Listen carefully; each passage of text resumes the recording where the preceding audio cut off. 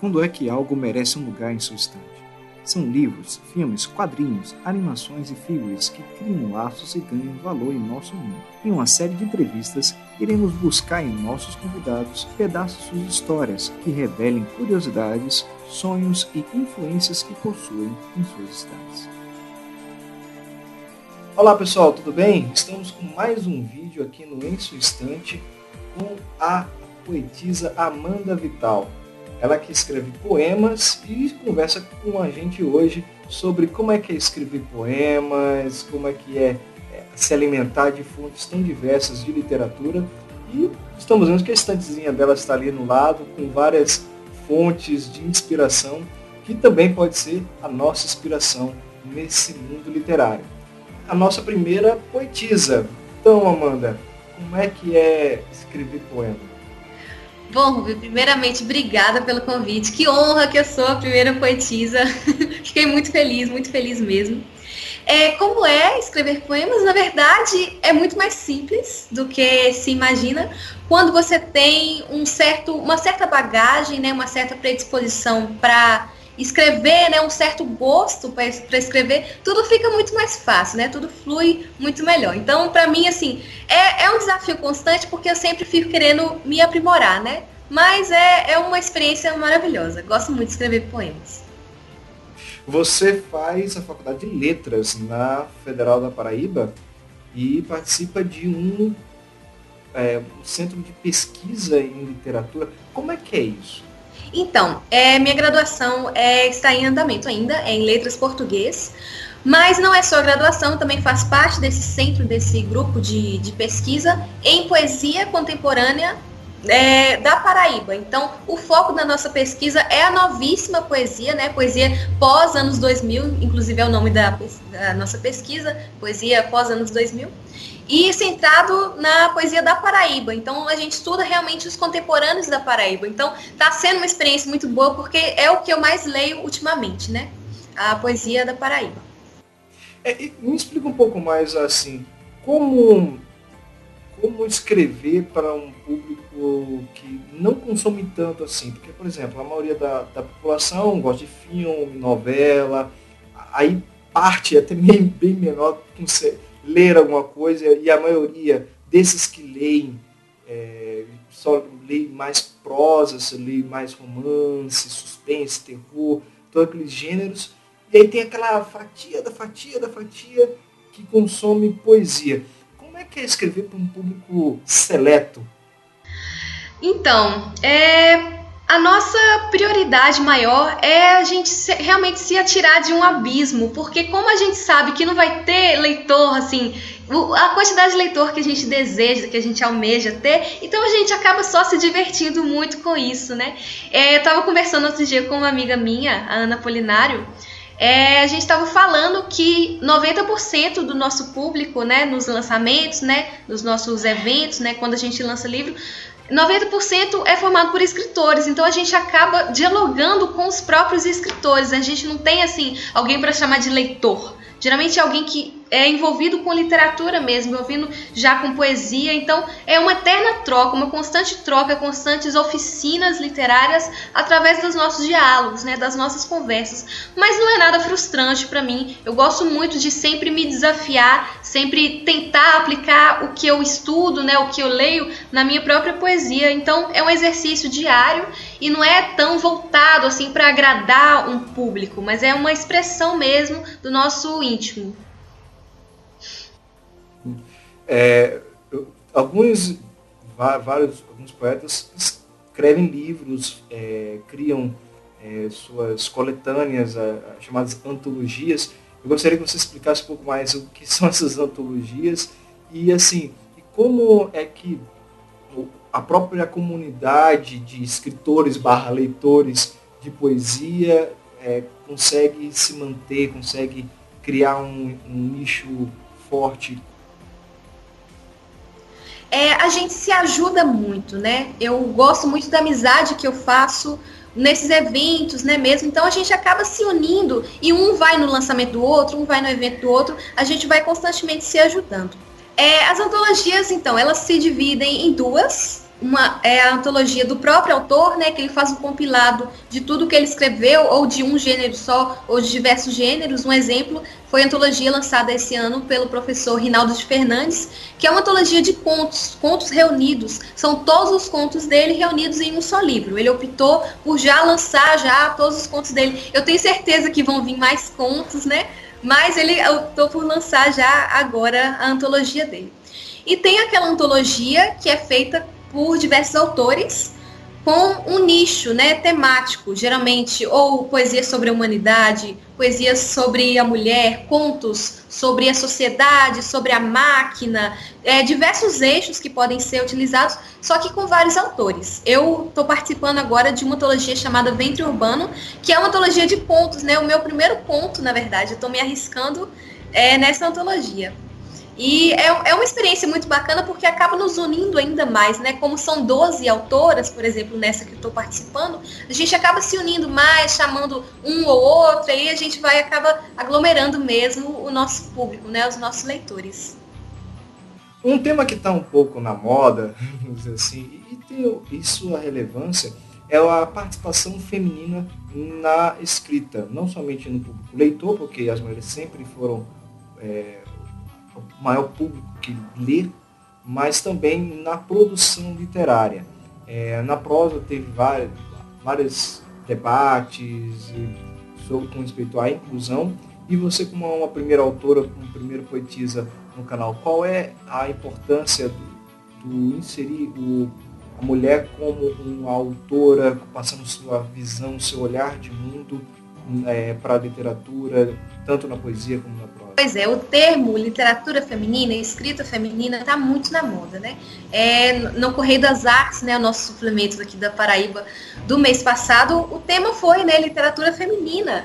E, assim, muitos ficaram debatendo muito sobre isso, porque o termo é muito segregador, né? É uma literatura à parte. Por que a literatura da mulher tem que estar à parte da literatura? A literatura, então, é só de homens? Então, eu bato um pouco mesmo nessa tecla de não segregar. Eu não acho que tenha uma diferença entre o que uma mulher escreve e o que um homem escreve. A gente tem o exemplo de Chico Buarque, que tem um lírico feminino maravilhoso, né? As mulheres se identificam muito com o sujeito da música do Chico. Então, eu acho que, assim, tá erradíssimo isso de segregar a literatura feita por mulheres. Eu acho que justamente tem que incluir mesmo, misturar mesmo e falar, gente, estamos junto com vocês e escrevendo para vocês, né, com a qualidade parecida com a de vocês. Eu não acho bom segregar, fazer coisas à parte, não. Eu acho bacana juntar mesmo, porque é o intuito disso tudo mesmo. Juntar os gêneros, né, numa mesma literatura, na literatura geral. E com respeito aos livros que você se inspira, você consome, quais são os livros que hoje você está vendo, não somente pelo seu trabalho de pesquisa, mas também pelo seu gosto mesmo? Quais são os seus autores que você cita na ponta da língua? Os que eu estou lendo atualmente são três mulheres, inclusive, que eu tive contato com a literatura delas esse ano e estou gostando bastante. E a gente tem conversado muito, né? Todas as três estamos dialogando bastante, né? Constantemente, fazendo reuniões e tudo mais. Uma delas é a Letícia Palmeira, que escreve uma prosa maravilhosa. Até os status do Facebook dela são mini contos, são mini crônicas, são prosas mesmo. A menina tem muito talento. A segunda é uma poeta, que eu estou lendo o livro dela, inclusive, para resenhar semana que vem. É Ana Polinário, o livro dela se chama Zarabatana, foi lançado há alguns meses atrás. É uma escrita maravilhosa, a poesia erótica dela, muito boa mesmo, muito bacana. E a terceira é a Ciele, com eu acho que um dos primeiros livros dela de prosa, que se chama O Tempo da Delicadeza, que ela tem uma escrita bastante delicada, bastante sutil. Ela é poeta, na verdade, ela começou na poesia, mas agora está migrando aos poucos para a prosa e ela leva muito jeito mesmo. Estou gostando bastante de ler essas três meninas, muito boas. E você tem o seu livro? Eu tenho o meu livro de poemas, que se chama Lux. Eu publiquei ele em 2015, é esse aqui. Publiquei pela editora Penalux, eu acho que foi em setembro, outubro, por aí. E é o meu primeiro livro, né? É uma poesia bastante, assim, experimental, né? De se jogar no abismo mesmo. Não tinha muito critério, né? Não tinha muito estudo mesmo, muita bagagem para saber se eu ia seguir algum eixo e tal. Então, eu lancei Lux. Lux é do latim luz, por ser realmente uma escrita, assim, já compacta, né? Como se fosse realmente uma faísca, um feixe. E quem me ajudou muito foi o meu poeta querido Marcelo Adifa. Ele me apresentou a Penalux e eu sou eternamente grata a ele por ter me apresentado. Esse pessoal muito bacana, a gente fez uma amizade muito legal. E eu gostei muito de ter publicado esse livro. Geralmente as pessoas vêm falando: ah, você publicou muito nova, você vai se arrepender. Mas até agora isso não aconteceu. É muito gratificante mesmo publicar um livro. Muito legal. É um livro de poemas e são poemas, assim, experimentais mesmo, minimalistas mesmo. Uhum. O que você pretende, assim, projetar para o seu futuro, na escrita, no envolvimento com os seus leitores? Você pretende aumentar um pouco mais essa abrangência que a poesia tem na literatura brasileira? Eu acredito que sim. Eu penso em migrar para diversos estilos de poesia. Hoje eu estou na linhagem mais adulta, né? Mas amanhã eu posso escrever, sei lá, poemas sobre Minas, poemas sobre o Brasil, poemas sobre a humanidade, poemas sociais, de denúncia social. Posso migrar, assim, esse Lux, ele abriu muito as portas para mim, abriu muito a minha visão sobre literatura. E os diálogos, né, as amizades que eu fiz, por causa desse livro também, dos poetas, também ampliou muito a minha visão. Então, assim, eu vou me arriscar em todos os campos que me der vontade mesmo, mas o meu projeto futuro, assim, para um futuro breve, é a publicação do meu livro de eróticos. Eu ainda não tenho título, eu ainda não tenho data, mas eu tenho um projeto, eu tenho esse projeto, publicar um livro de poemas eróticos. Uhum. É poema ou prosa erótica? São poemas eróticos. Eu ousei, né, escrever prosa com essa antologia de contos, mas eu não sei muito bem se eu vou me enveredar nos contos, não. Acho que meu lugar mesmo, meu locus, é a poesia mesmo, é onde eu consigo me virar. Eu achei desafiador demais, eu assim, quebrei a cabeça para fazer esse conto que é bem pequenininho, mas eu levei horas, nossa, muito tempo mesmo de pesquisar, de saber o que eu ia escrever. E eu não achei prazeroso, não é o que eu queria para minha vida, assim, batalhar muito para conseguir escrever um conto, sendo que a poesia flui muito melhor, né? Eu consigo conversar e conviver muito melhor com a poesia. Então, vai ser mais poesia mesmo. Eu não gostei muito de escrever conto, não. Achei bem desafiador. Um ponto interessante é assim, o poeta ele sempre tem essa dificuldade com o eu lírico, né? Ele quer falar muitas coisas de uma forma muito metafórica. Já um escritor de prosa, ele às vezes é mais detalhista, ele é mais objetivo. Você sentiu essa dificuldade que o poeta ele tem que passar o máximo naquilo e um prosista ele tem que passar o máximo de palavras possível? Então, por eu ter optado por uma prosa muito curta, ela se assemelhou com o modo como eu faço poesia, né? Através de um recorte mesmo do momento. A poesia, ela não me desafia nessa questão de falar muito, com poucas palavras, porque, assim, o mote, assim, o verso principal, acaba vindo, né, pra gente, querendo ou não, tem certos tipos de processos criativos, né, mas o mote acaba vindo pra gente, aquela frase de efeito, aquela frase marcante, acaba vindo, querendo ou não, e a gente disserta a partir daquela frase. Já na prosa, eu não consegui aquela frase, eu terminei a prosa com uma frase de efeito, mas ela não veio pra mim naturalmente, eu tive que construí-la.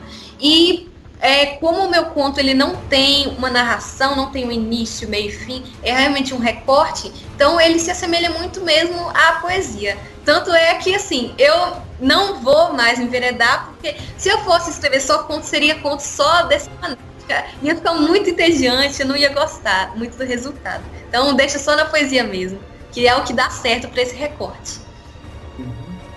Amanda Vital, você é mineira de nascimento, há pouco tempo veio para Paraíba. O que você acha dessa mistura de ambientes? Isso influencia você de alguma maneira? Influenciou bastante porque eu estava passando por um momento de sufocamento lá em Minas. Eu não estava conseguindo me libertar, assim, de escrever em paz e conseguir ter as vivências que eu queria ter naquele momento, né? Os 18 anos, assim, marca uma independência pra gente que eu não estava tendo lá em Minas. Então, eu acabei optando por uma mudança radical, né? Optei por vir para cá através do Enem, né? Do SISU, que eu tinha vindo nas férias e tinha gostado bastante. Achei uma cidade bastante, assim, iluminada, né? A vibração daqui é muito boa. Eu me senti muito bem aqui, conversando com as pessoas daqui, realmente me via me encaixando aqui e conseguindo produzir muito melhor, né? Porque quando a gente tem, pelo menos para mim, cada um é cada um, mas quando eu tenho uma vida muito mais sossegada, mais calma, com coisas que eu gosto de fazer, com amigos que eu gosto de conversar, com conversas proveitosas, produtivas e em constante contato com a cultura, que era algo que eu não tinha lá em Ipatinga. Lá tem cultura, mas eu não tinha muito contato como eu tenho aqui com os escritores. Acaba que aqui é bastante mais expansivo para mim, tem muito mais material para eu escrever, né? A minha vida aqui, pelo menos nesse momento atual, o ideal mesmo era eu ter vindo para cá, né? Ter vindo para essa cidade que eu gosto tanto. Mas eu planejo assim, seguir de acordo com o meu emocional mesmo. Eu estava pensando, né, em fazer mestrado em BH, né, conhecer um pouco mais da cidade e realmente ir migrando, né, nômade mesmo. E eu acho que isso influencia diretamente mesmo na minha poesia. Minha escrita ipatinguense é muito diferente do que eu escrevo aqui, né, muito mais libertador aqui do que o que eu escrevi em Ipatinga. Só para o pessoal que sabe, a gente está falando de João Pessoa, na Paraíba, né? Então, o pessoal que está situando um pouco mais. Para terminar, quais são as suas indicações, fora os livros que te inspiram, mas aquilo que você acha que, para quem está iniciando a poesia, que às vezes tem dificuldade em ler aquelas coisas rebuscadas, quais são os autores que você acha que seria bom para degustar e iniciar, enveredar nesse caminho mais ritmado? Então, existem 5 poetas que hoje eu acho que são extremamente essenciais. A escrita deles é muito bacana, eles mostram toda uma nova perspectiva da poesia, e 2 deles, inclusive, um deles fez minha orelha, do Lux, e outro fez o meu pós-fácil. São meus padrinhos literários. O primeiro é o Sérgio de Castro Pinto. Eu acho a poesia dele muito bacana, bastante lúdica. Ele brinca muito, joga muito. E eu acho que, assim, quando a gente vê aquelas imagens que o Sérgio coloca na poesia dele, a gente acaba se animando muito mais para buscar novas imagens, né? E eu gostei muito da poesia do Sérgio, gosto até hoje, leio até hoje, declamo mesmo e assumo mesmo. O Sérgio é meu mestre, eu gosto demais dele. Segundo lugar, poesia do Lau Siqueira também, que ele é gaúcho, mas hoje mora aqui, radicado aqui. Poesia também lúdica, né, curtinha, bastante bacana. Ele não usa um linguajar muito rebuscado, né, uma poesia bastante acessível, até pelo estilo dele mesmo de vida, de ele estar sempre em contato com o popular, né, com o marginalizado. Eu acho que ele acaba transparecendo isso na poesia. Em terceiro lugar, eu vou dizer, a Adriane Garcia, que ela é de BH. Ela escreve uma poesia bastante suave. Ela também foi uma das que me inspirou, mas eu acho que ela não sabe. Ela foi uma das que me inspirou. Ela escreve uma poesia muito bacana, muito suave, muito prazerosa mesmo de se ler. E a amiga dela também, de BH, a Norma de Souza Lopes. Ela escreve também poesia, segue mais ou menos o estilo assim de Adriane, né? Poesia suave, prazerosa e bastante ligada ao autobiográfico mesmo, a vivência dela, a vida sofrida dela. Isso deixa marcado na poesia dela. Em quinto lugar, foi um dos que me inspirou também, que foi que me introduziu a Penalux, que foi o Marcelo Adifa, né? Ele escreveu Exílio, que é um livro também da Penalux. E ele foi também um dos que me deu um pontapé inicial para a poesia, porque ele trabalha também com teoria literária, né? Ele é bastante ligado aos estudos literários. Ele deixa isso transparecer na poesia dele. Então, para quem está começando, quer ver uma prática mesmo, uma concretização da teoria mesmo, na poesia do Marcelo Adifa. E esses são os 5 que eu recomendo assim, para quem está começando. E para quem também já está aí na estrada, porque são autores maravilhosos. Uhum. Então, pessoal, um obrigado Muito obrigado, Amanda, pela sua entrevista. O contato da Amanda e tudo sobre ela, sobre o livro dela, a gente vai colocar na descrição. Não deixe de se inscrever no canal, acho que é a primeira vez que eu estou fazendo isso no final do vídeo, porque toda vez eu esqueço. Se inscrevam no meu canal. Por favor, clique no gostei. E vamos colocar cada vez mais entrevistas com autores, não somente do Nordeste, mas também do Sul. O último vídeo eu falei com o Diogo, lá do Rio de Janeiro. Também tem pessoal de Curitiba, tem pessoas de vários lugares. Tem o Laplace, que é aqui de uma pessoa também que escreve. Então, poxa, é muito legal ter essas entrevistas, o olhar do autor, o olhar de quem realmente está produzindo. E para vocês que queiram, que acompanham o trabalho deles e também produzem suas próprias obras. Lá de Curitiba é o Delson Neto. Muito legal o trabalho dele. Então, Amanda, muito obrigado. Manda um beijo, um abraço para quem te segue, para quem gosta de você. Então, tchauzinho.